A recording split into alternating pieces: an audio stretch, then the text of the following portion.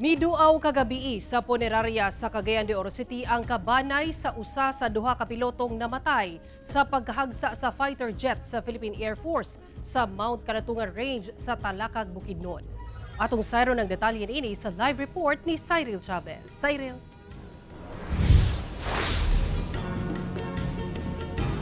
Sara, emosyonal ang kabanay ni First Lieutenant April John A.J. Dadulya atol silang pagduaw sa purinarya kagabi dinhi sa Cagayan de Oro City.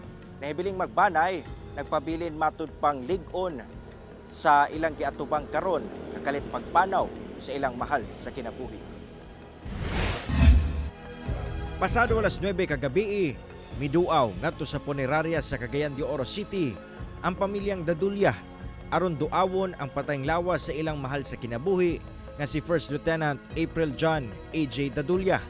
Kinsa-usa sa duha ka namatayng piloto human mahagsa ang ilang gimanehong FA-50 fighter jet sa Philippine Air Force sa Mount Kalatungan Range sa Talakag, Bukidnon niadtong Miyerkules. Kinamduman nga kabahin sila sa mihatag og air support sa engkwentro tali sa kasundaluhan og mga miyembro sa NPA sa Bukirong Bahin sa Kabanglasan, Bukidnon. Nagdugay sulod sa pipila ka minutos ang pamilyang Dadulya sulod sa punerarya. Ayha kini migawas ug miuli na pagbalik sa ilang panimalay. Gani atol sa pakiginabi sa GMA Regional TV 1 Mindanao kang Jovenel Dadulya, ang igsuon ni First Lieutenant AJ, ilabihan ang ilang kaguol sa kalit nga panghitabo.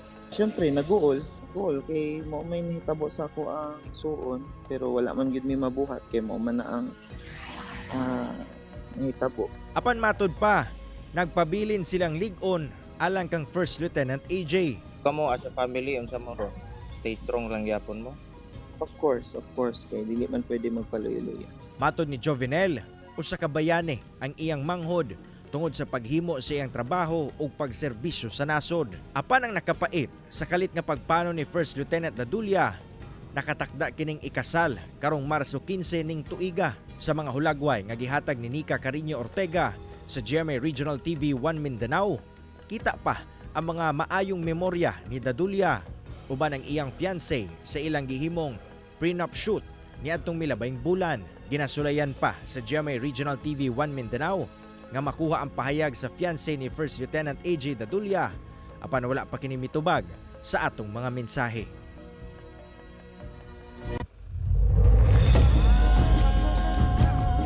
Sara, sa tong ulahing impormasyon nga nadawatan, nakatakdang ihaya si First Lieutenant AJ Dadulya ug Major Jude Salangoy dinhiya sa purinarya karong gabiuna.